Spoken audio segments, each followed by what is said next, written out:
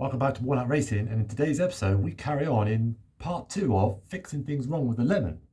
That's right, at the end of the last episode you saw me getting the car up on the ramps, and there is a reason for that, because again, at the end of the last episode you'd have heard me say that it's leaking oil now worse than normal.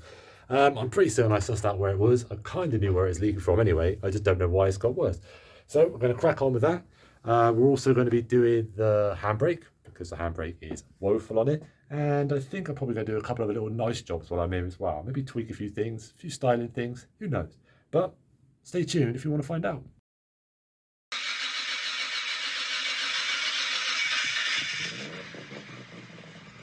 Right, you're going to have to excuse the noise because somebody's having some massive delivery or something out the back of my house. But this was one of the best things I ever bought, especially because I've got to go under this to fix an oil leak.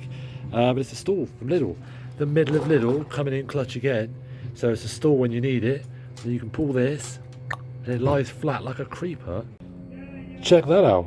That's what I like. Tools that do more than one thing. Because when you haven't got much space like me, you can't be having lots of tools for lots of different stuff. I'm not at all dressed for this, and I also don't think I'm going to be able to get a very good shot, but we'll try our best. Now, I've had a quick look, and it's a little bit tricky to suss this out, because there's a little bit of oil here, and there's oil on this boot, and there's oil collected here, but it's all engine oil. So for those of you who have an 899, these do have a tendency to leak from here because it's what's called a wet gearbox. So this gearbox is completely open. The only thing stopping the oil coming out is this boot, which on mine, thankfully, are nice and new, I believe. So I think the oil is almost certainly coming from at the top and then kind of just being flung around a bit here. So I'm going to try, probably not with the camera, because I'm not going to be able to show you very well, have a little rummage and see where we're leaking from. To cut a long story short, what I thought was going to happen actually happened, and I couldn't get a camera in there and get a very good view at all. So to catch you up, I am pretty certain it is this. This is my old oil temperature sensor. The washer looks pretty ropey. It does look like it's potentially been leaking. Either way, it looks like it's been on there for a very long time. So I've got myself a freshie, courtesy of Amazon for a change. I never get car parts from Amazon because they never seem to really sell car parts. Boom, fresh one. So I'm going to chuck that on, get it tightened up, try and clean as much oil and stuff off as I can. So obviously then if it's still leaking afterwards, I'll be able to see if there's any oil on there. But hopefully I can chuck this on, get the car flipped round, and done. Right, now I've actually cleaned my camera. So that's all buttoned up, tightened up. Got a cloth, cleaned off as much oil as I can. I did notice that the gearbox is leaking the tiniest, like, I'm going to use the word seep, which isn't the nicest word ever.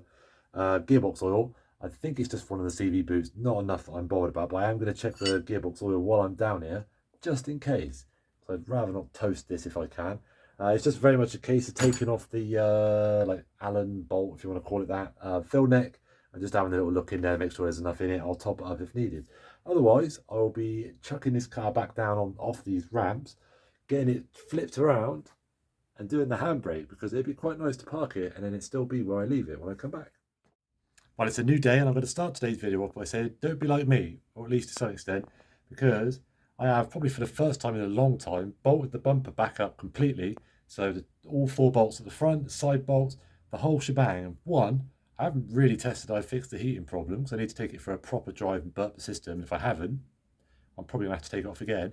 And secondly, you might remember or notice that my car is considerably further off the floor than it should be. And I just remembered that I can't drive off the ramps when the bumper is on because the front lip hits it. So I'm going to have to get my bad boy jack out, jack one side up, take the ramp off, jack the other side, take the ramp off. And that's way more effort than just driving it backwards. So, yeah, fail on my part. Actually, do you know what I'm going to do? I'm going to redeem myself slightly, and I've just thought, do you know what you should do, Ben? You should start the engine up, make sure that oil's not leaking out anymore, or at least you've put the sensor in properly. Because what's the point in getting it on the floor and then see a litre of oil come pumping outside? So I'm going to do that. Stick some chocks behind it, take it out of gear, fire it up. Well, wish me luck.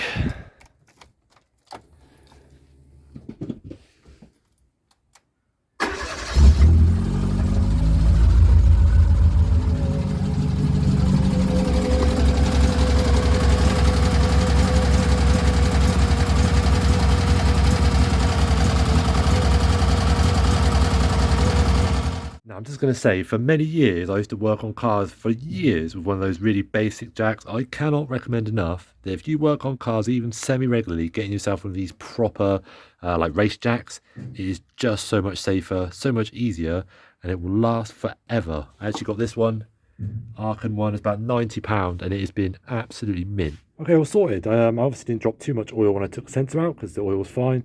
Checked the gearbox oil as well. I put a tiny little bit in it before it started to come out. So again, that leak can't be that bad because I haven't dropped any really at all. So all that's left to do now is back it out. Okay, sit rep. So I've taken the car out, took it for a test drive. I fixed the misfiring, stuck a second-hand spark plug that I had as a spare for like a track day. Did manage to electrocute myself because the HT lead that I replaced on it had a exposed wire. That definitely woke me up this morning. It seems to be running pretty good now, so that's good. Oil leak is still leaking. I don't know where from. It's not very much. It's only a tiny little weep. Could very well be the sump gasket around the bottom of the sump pan. I don't know. It's not enough for me to worry about at the moment. Again, in the winter, that's a bigger job when I do something large. Where else did we get to? Cooling absolutely does not work. I have no idea why. I threw the feelers out to a few boys to see if they knew what it might be, and there was a suggestion that maybe the actual connector that goes into the fan switch isn't touching the pin. So even though when I bridge those connectors, the fan works, happy days, because that's all right. And even with the new fan switch, obviously, if the fan switch is turning on but it's not touching those terminals, then it's not going to work. So what I've done for the moment as a sort of bodge, which will probably end up being a full-time fix if it works, is to roll up some tiny little strips of foil, put them into the actual inside the connector. I just kind of made like a little U shape, just pushed them in on each one so it doesn't fall out. So in theory, then when you put it onto the connector, the aluminium will get squished against the pin and it will make a good connection. That's the theory anyway. So I will take it for a drive at some point when I can be bothered. But you'll notice that my garage is empty at the moment. Now, I know I should, I probably will, I'm probably going to do it. I need to bring it in and figure out why the handbrake doesn't work. It doesn't work at all. Like, you put it on, I could probably stop it just as well by putting my foot out the door. Like, it is rubbish. And considering I completely rebuilt all the drums, new cylinders, all the brakes are bled, it's got a new cable on it, something's up. I've either missed a step, there's some adjusters I don't know about, I don't know. So I'm going to flip it around, bring it back in, and just enjoy for the next 20 seconds me actually having some fruit on my garage. It's nice. Look at this, I can actually go, I can stretch out and not smash my lanky legs on everything as I go past. Well, there you go. Look, I was nice and I've saved you the hassle of seeing me jack this up because let's face it, my cars generally are being fixed, so I'm normally jacking them up. So let's go down here anyway. So a little bit earlier on in the year, you may or may not have seen my video where I actually did all of the rear brakes on this. I had new cables, new drum shoes, new cylinders, etc, etc. Now, as you can see, this moves really easy and it even moves around really easy, only because I haven't got the bolt on it, because obviously the wheels I've got, you can't run the bolt. But I've been told that really this should just about be able to come on and off for you, to show that your shoes are adjusted as much as they are. If they're proper loose, that means you have to pull the cable way too much to actually engage the drum. So I'm going to take this off and we're going to check. I'm going to mess around with the adjusters until I get it as tight as I possibly can without it obviously binding and causing me problems. Now, anybody who's eagle-eyed and see this bit of rust here, I promise you that is just surface rust, and that is one of the jobs I need to tackle later in the year. Because it's looking pretty good in here, but in the winter, all of the arches and other such things will be getting some attention if I don't get fed up with this thing and sell it beforehand. Now, I am going to do the things I just said. I'm going to adjust those drums because why not? But I'm just going to flip the camera around to show you what I've just found. Whack the light on. Is anyone noticing something between that cable and that arm? Yeah, that's supposed to be attached to that. And it ain't, which is going to be doing no favours at all, is it? Flipping it. I don't know how long it's been like that for, but that would explain why it doesn't work very well. Joy. So yeah, I haven't got a spare one of those little clips, so I'm just going to stick a bolt through it with like a nylon washer so it can't get undone or done up anymore. So that will keep that going for now. But I am pretty certain it still needs adjusting. I've just been told by my good man Patrick how to do this, so let's have a look. So if you see these on both sides, these actually rotate and actually push the drum, or sorry, push the shoe further out. So when it goes back, like the return point isn't quite so far in. And obviously that means when you pull the cable, it hasn't got as far to travel. So he doesn't remember whether it's an Allen bolt or what, but he thinks he probably just used pure violence. So I'm going to go with Allen key first, maybe some sort of screwdriver. When I work it out though, I will tell you what size it is. We'll adjust these up, fit that, and then hopefully I'll actually park it up. I don't have to keep on turning my wheels towards the curb to stop it rolling away.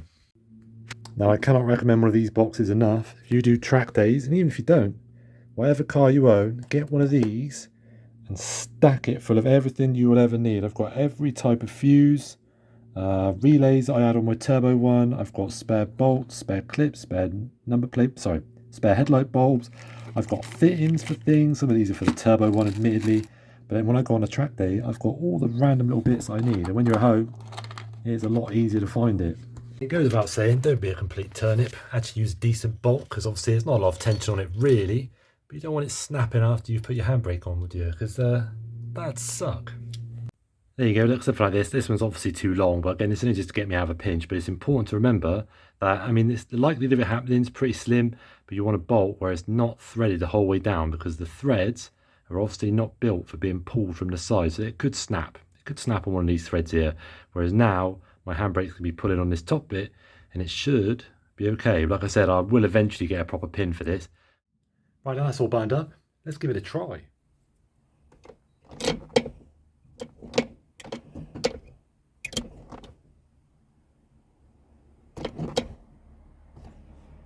Well, that's done the trick. That has worked a treat. But I mean, all jokes aside, I didn't really do anything apart from hook that cable back up, which, surprise, surprise, is why it wasn't working.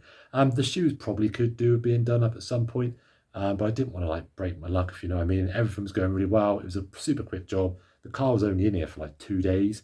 Well, I did it in between breaks and stuff. And that's pretty much it. So I'm just going to carry on enjoying it for now. I will see whether that coolant fan issue sorts itself out with my little bodge on it, but we will see. But as far as future episodes, I'm not going to pin myself down to anything specific on the Cinquecento at the moment, because obviously, as you can tell by now, I am forever striving to build a semi-decent Cinquecento that I could actually use and hammer on a daily basis, so you can see me enjoying it. But that will continue. But other than that, though, I do need to focus slightly, because I'm on Facebook Marketplace pretty much every day looking at the most obscure things ever, from little MIDI motorbikes and figuring out if I could make one of those road legal, to building a full-size road legal Mario Kart. I don't know what got into my brain with that one. But basically, I think I'm a little bored. I think I need a project that I can come out here, think about, design, find stuff for, search for bits, actually work on it. Because I feel like I've reached a bit of a plateau at the moment, a bit of a stagnant sort of place. I've kind of done everything you could possibly do with Cinquecento at the moment without starting from a new one. So watch this space. If you like seeing me mess around with small fears and potentially waste my money on mental stuff on Facebook Marketplace, if I continue the way that I am, then hit the subscribe button. Come back along, hit some comments about some stuff you might actually like me to try, maybe some ideas that you've had that you're not dumb enough to actually pull the trigger on, and I'll do my best to see if it's something that I can get involved with. So until the next time, stay safe.